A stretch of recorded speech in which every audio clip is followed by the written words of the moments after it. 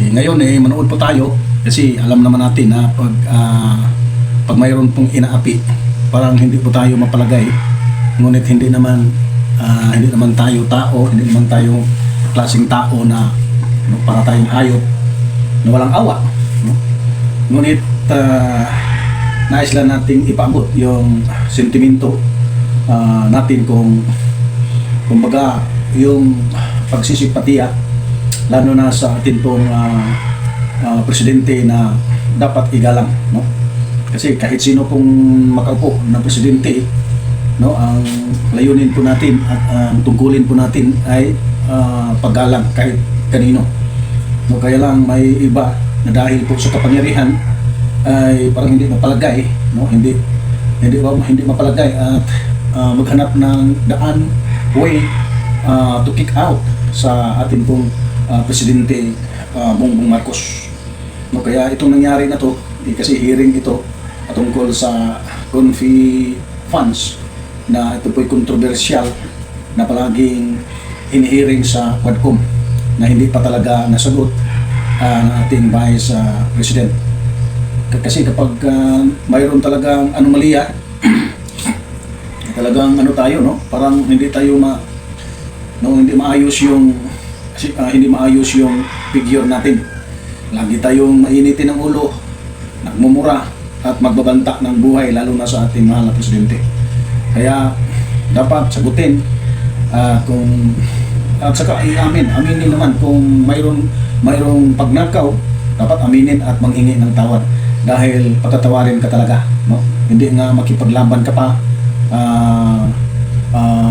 kahit may maraming evidence, malalaking mga ebidensya na talagang ipinapakita. So talagang huwag ka na lang gagawa pa ng kadramahan. Magdadrama ka pa, tapos magbabanta ka at magsasalita ng mga hindi magaganda, no? Vice President ka pa naman, Inday Sara Duterte. Kalahi kita dahil Bisaya, ako din ay Bisaya. Dapat sana ang simpatiya ko sa iyo. Kaya lang, hindi talaga papayag yung conscience ko na makipag-allies ako sa mga kung gumagawa man tayo ng katiwalian at masasama, lalo na sa kapwa, lalo na sa ating administrasyon. Ngayon magpatuloy po tayo dahil parang nag-umpisa na yata nag-resume na ang hearing sa Quadcom at panoorin na naman natin ang naganap sa committee hearing sa Kamara, sa House of Representatives. Panoorin natin mga kababayan, ito si Kalahi Saban at kayong lahat ay aking mga kalahi. Nandito lang po tayo para bigyan ng simple commentary. So dito na po mga kalahi, no? Si Attorney Luistro, Congresswoman Luistro, napakagaling talagang congressman, napakagaling mag-imbestiga. Parang tamimi talaga lahat mga tauhan ni Inday Sara, no? Kaya napakagaling magtanong, napaka-arrange yung mga investigation, mag-investigate. Kaya papahanga ka talaga, no? At saka parang ang inimbestiga parang tulala, napakagaling. At saka patungo ito sa pag-amin. Dito, panoorin natin si Congresswoman Luistro, isang lawyer. A little more than 30, and the fourth bag is more than 30 also, the total of which is 125 million. Ilan ho ba security guard yung tumulong sa inyo? Nilagay na po ang pera sa bag, dalawa pong security guard ng Land Bank po. Land Bank Show Boulevard. Inassist po ninyo si Miss Acosta? Pag-usapan po natin yan. As a special dispersing officer, part of your job is to certify the correctness of the above data, and that includes the acknowledgement receipts that you mentioned. Do you agree? Yes, ma'am. Okay. Based on examination, Ms. Acosta, mayroong 700 na acknowledgement receipts. My signature, pero walang printed name. In other words, we could not hold anyone accountable for the given amounts. What can you say about that? 700 mahigit na acknowledgement receipts. My signature, pero walang printed name, so you cannot tell who the recipient really is. Do you think, given that situation, you certified the correctness of the data? Yes or no? Yes, ma'am. And you believe that that is correct? Hindi mo alam kung sino ang recipient?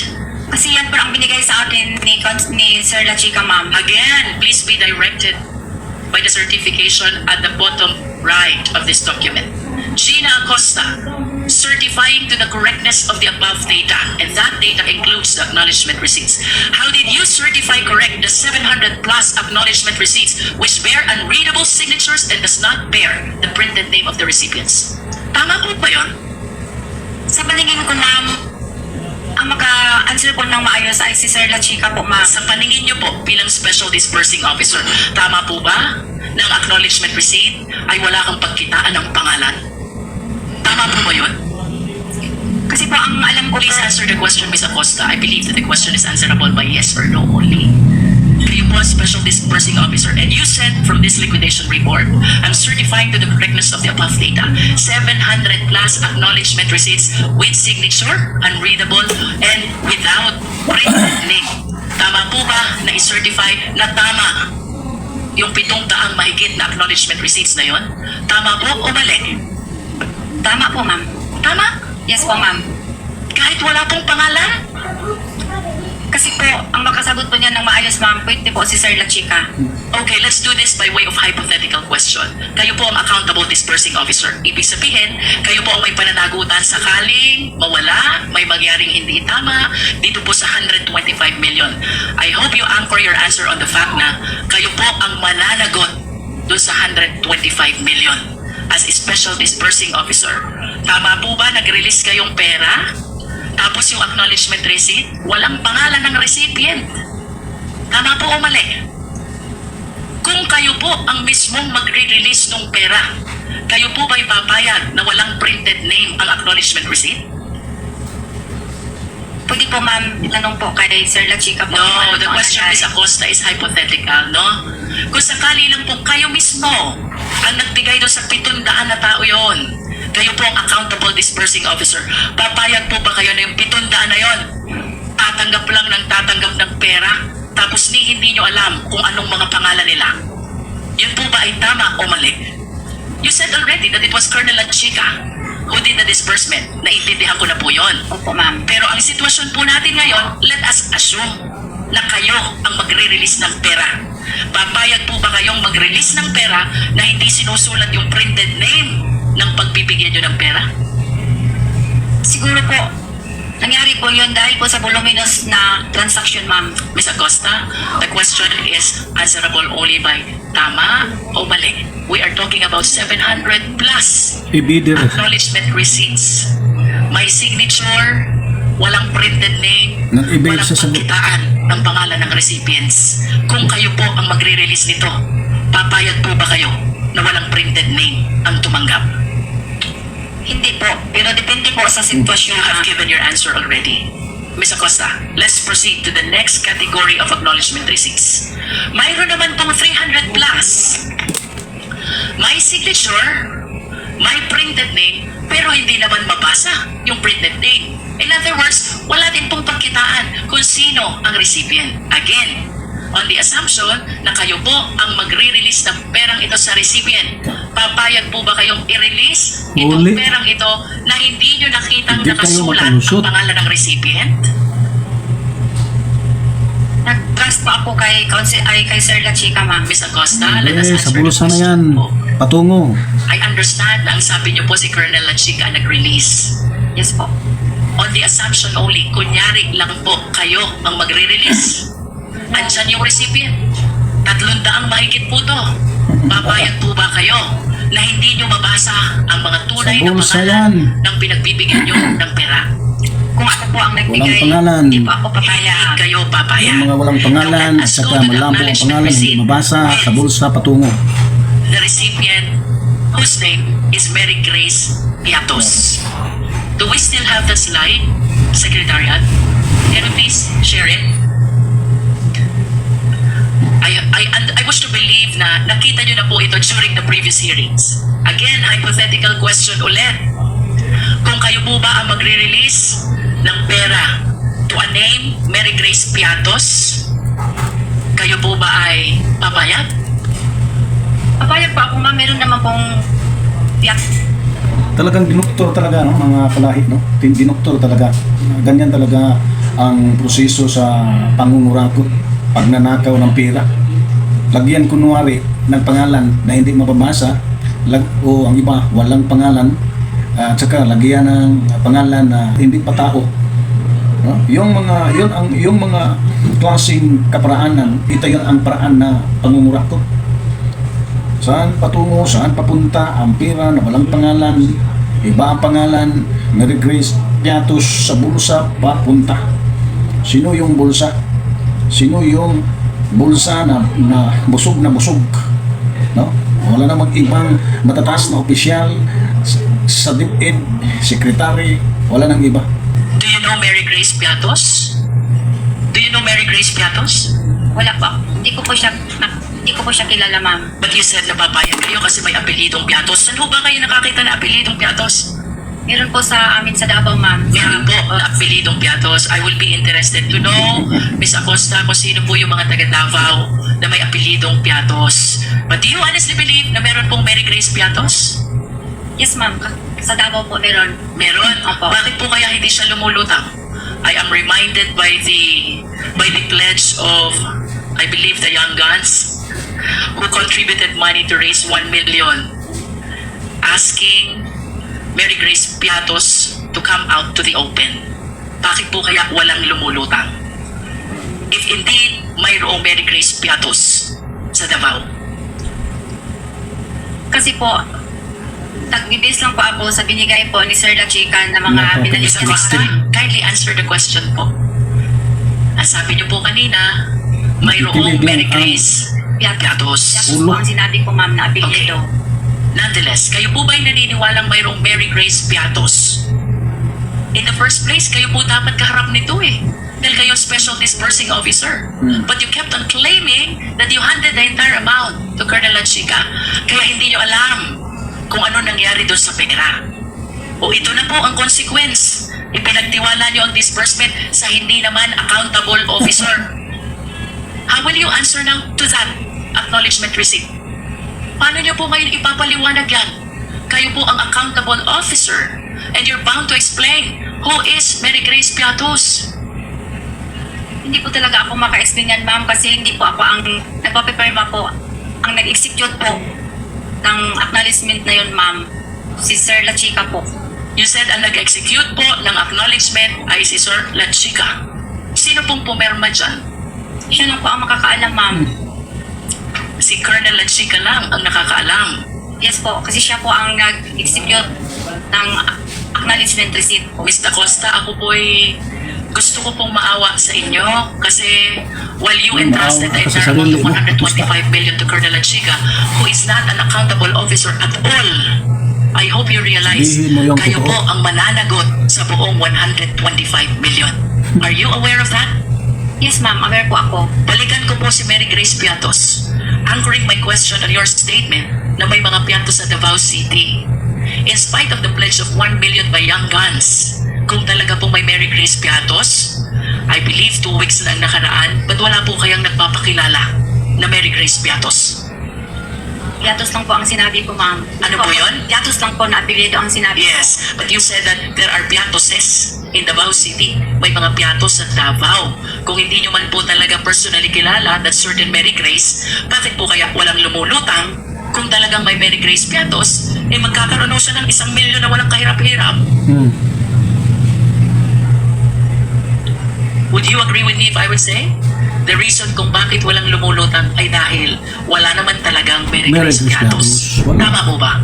Hindi po ako Wala. maka-say ng yes or no ma'am kasi si Sir La Chica po ang Yan ang- nag-execute po ang nagpapapirma po yun ng lang- acknowledgement. Miss Acosta, I'm Yun not talaga ang asking you ways, yun about talaga ang the paraan personality ng of Mary Grace mga Piatos. kurakot na This is a hypothetical politiko. question again. Having Lagyan ng stated pangalan na may na mga hindi tao. Piatos sa Davao and considering na nag-pledge ng Young Guns ng 1 billion, tatanggapin ni Mary Grace Piatos.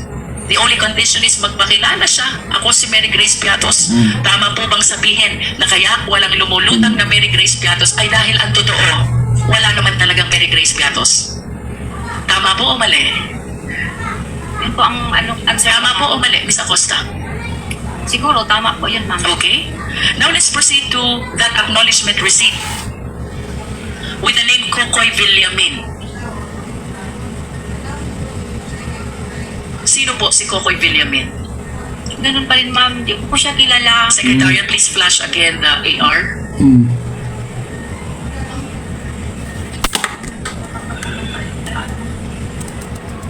Yun bang matagal silang sumipot mga kalahi, pinag-aralan nilang mabuti, gumagawa sila ng mga resibo na may pangalan na hindi talaga tao, hindi talaga nila kilala. Yun, para kaparaanan yun sa mga tawatan. Marigres Piatos, Kukoy Villamin. Yung iba hindi mabasa ang pangalan, yung iba naman ay walang pangalan. Nadi-disperse nila itong 125 million sa mga taong na hindi naman pwedeng magpakita dahil hindi tao. Saan ba yun papunta ang pera na dinisperse nilang 125,000 a million? Hindi ba maunawaan natin na sa bulsa ng kurakot? Sino kaya yun? Nandyan naman ang ating nandyan naman ang sekretary dyan sa BIT, nakikinig lang. Sino kaya yun? Madam Vice President. Thank you, sir. Ms. Acosta has been crying since this hearings started because of her fear and a lot of other things. Can we just give her some air? 1 minute suspension is declared by the chair.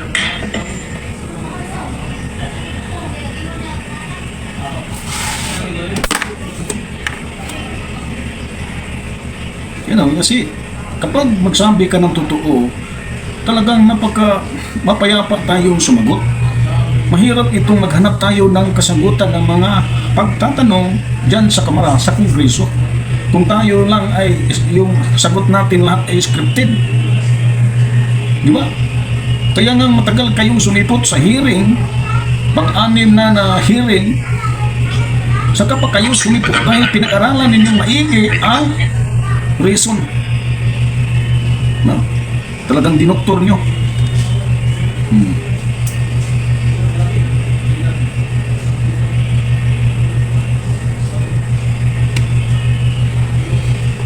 Nahirapan na yan si Acosta eh. Parang naubusan talaga ng script. Kasi kapag magsabi tayo ng totoo, kapag totoo ang sasabihin natin, hindi naman tayo mahihirapan at hindi naman kailangan umiyak at hindi kailangan magpahangin pa po tayo. Yun o. Halos lahat katramahan. Mula pa ni Lopez hanggang ngayon lumutang na si Acosta.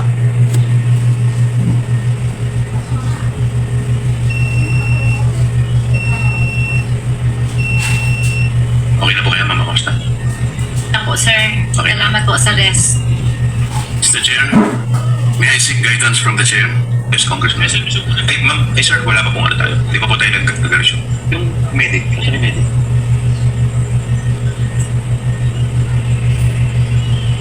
Kasi nakakatakot yung mga tanong ni Luis Troy. Hindi talaga kayo makakalusot. Please continue, Congresswoman Luis Tro. Miss Acosta, ano po ba ang nararamdaman nyo? Of course, I'm Ipapatuloy concerned yan. about you. Huwag kayong mag-interact dyan. Ano po yun? Nanginginig po, ma'am. Bakit po kayo nanginginig? Bukod po sa nanginginig, ano pong nararamdaman nyo? Hindi naman po ako sumisigaw.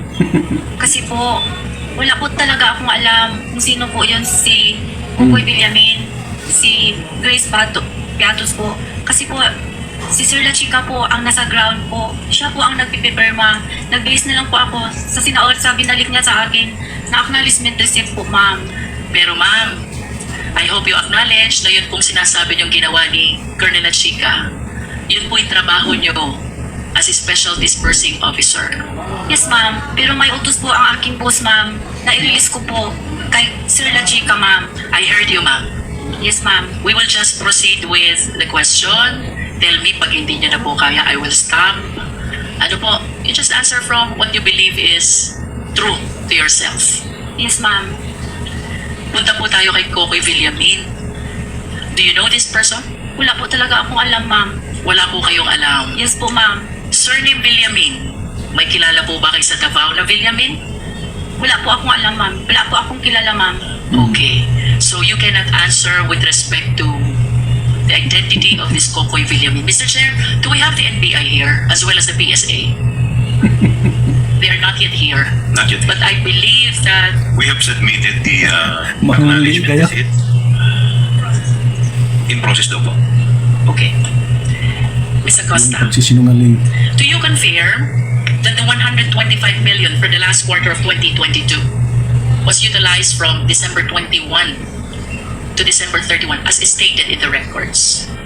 Yes, ma'am. Based po sa binigay sa akin ni Sir La Chica Okay. na accomplishment report at saka acknowledgement receipt po. Ms. Acosta, this is 125 million. Spent in, I believe 10 days nga po ito eh. Hindi 11 days. Kasi under the law, when we count, we exclude the first, we include the last. So if we count from December 21 to December 31, this will be equivalent to 10 days. Tanggalin po natin yung sinasabi ni Chairman Angkop na holiday, 3 days, in other words, 7 araw na lang po. Can you please enlighten us? Paano po kaya naubos, naibayad, na-disperse ni Colonel Chica yung buong amount ng 125 million in 7 days? Ma'am, hindi po ako makasagot niyan, ma'am. Kasi hindi po ako ang naggastos. In reality po, ma'am. Si Sir La Chica po ang may alam, ma'am. Ma'am, you were the Special Disbursing Officer of Davao from 2019 to 2022.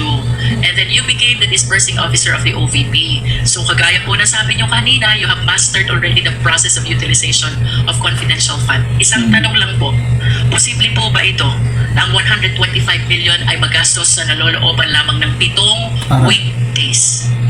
Hindi ko po alam, ma'am. Kasi hindi po ako ang personal gastos Ms. po sa Acosta, pera, ma'am. the question is based on your experience as SDO. Hindi, kung Sabi niyo ikaw po ba, kung kanina, ikaw. 3 years kayong naging SDO ng Confidential Fund at Davao Master City. ka eh, sabi You mo even eh. said you have mastered already the process of utilization.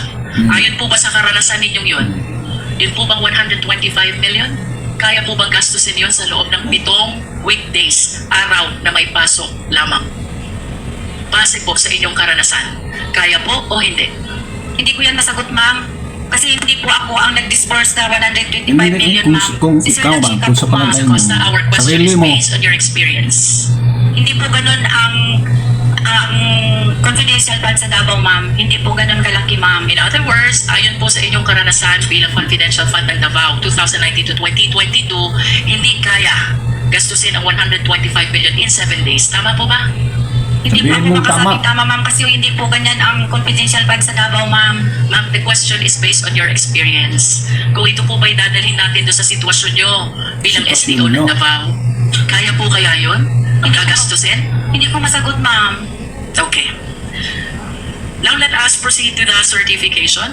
The Secretariat, please flash.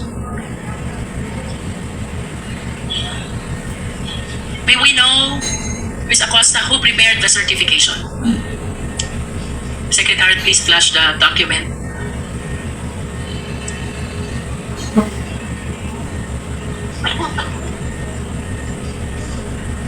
May we know who prepared this certification, Ms. Acosta?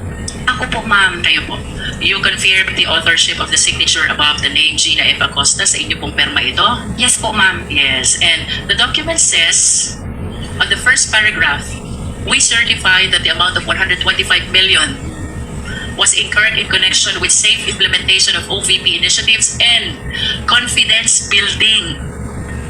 Ms. Acosta, ano po ba yung confidence building? Yan po yung isa po yun sa programa ng OVP na kung paano po ma-implement ang isang programa na maayos po at safety po. Yun po ba ang ibig sabihin ng confidence building? Yan po ang pagkaalam ko, ma'am. Can you explain further? Pag sinabi po bang confidence building, ano po bang ibig sabihin nun? Is it synonymous to confidential activities? Parehas po ba yun? Pwede po mag-ask ako sa aking lawyer, ma'am. Yes po. maintindihan natin mga kalahi ko, no, na itong si Acosta parang parang parang pinigilan siya, no, parang mayroong pumigil sa kanya dahil parang nakascript yung sasabihin niya. Yun kasi nandyan talaga, no, sinamahan talaga ni kapag ni Sarah. Kung wala yun si Sarah, talagang builo talaga, no, ang pagsasagot at saka pagtatanong. Yan talaga ang nangyari, yan, no. Para siyang parang inipit siya ng dalawang malalaking wall. Yan ang nangyari, mga kalahi. Talagang hindi na talaga sumagot kahit i-refer sa kanyang sarili. Dahil master siya sa pag-disperse ng confidential funds sa Davao. Yung mga kalahi, no, sinuspend mo na ang sinuspend mo na ni Joel Chua ang hearing. Ay ito na naman siya, no, ito na naman si Marcolita pumunta lang dyan, parang sinamahan, nag-a-attorney, nag-aabogado sa mga tauhan ni Sara Duterte, no. Napaka-linaw at maunawaan natin na ito si Marcolita para bang against pamulitika, hindi naman pampalitics yung sadya yata ng Quadcom, no? Huwag kang mag-a-attorney dyan, Marcolita. Mag-a-attorney kas kasamaan.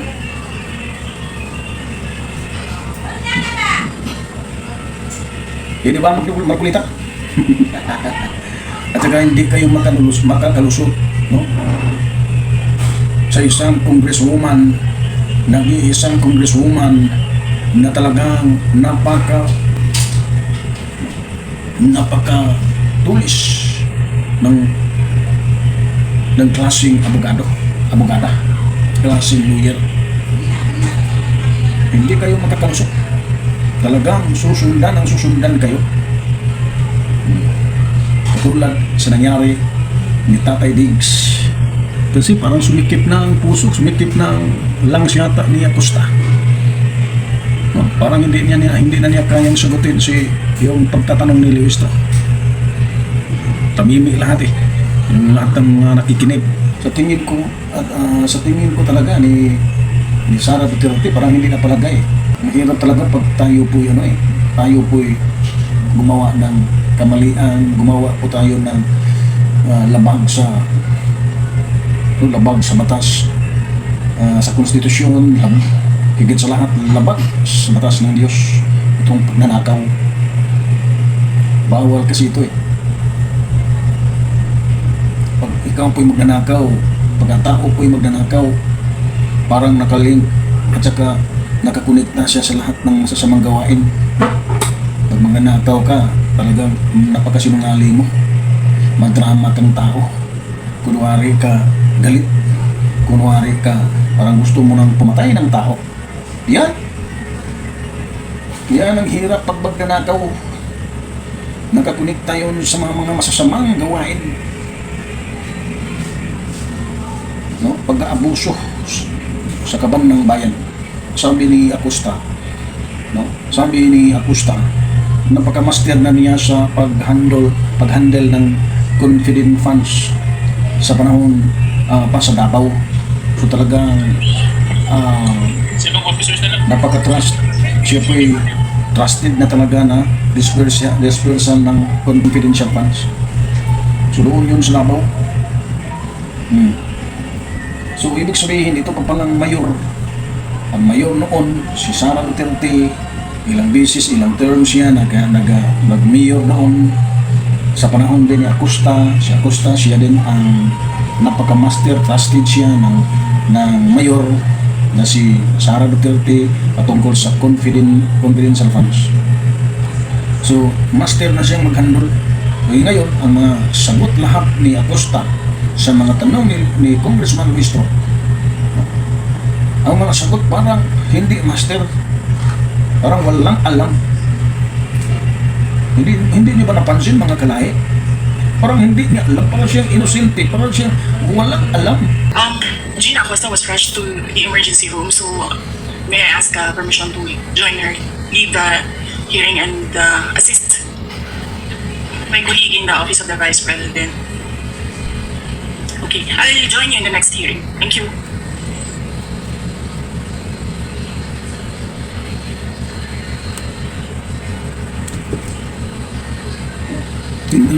Tingnan mo yung ugali ng Vice President. Umalis, leave out. Session resumes. I Kunwari believe daw that na, I have no more questions to raise at the moment. So Kunwari I'm daw yielding si to Acosta my eh. fellow members of the committee. masama ang pakiramdam. Mr. Chair, yes, Gigi, sorry.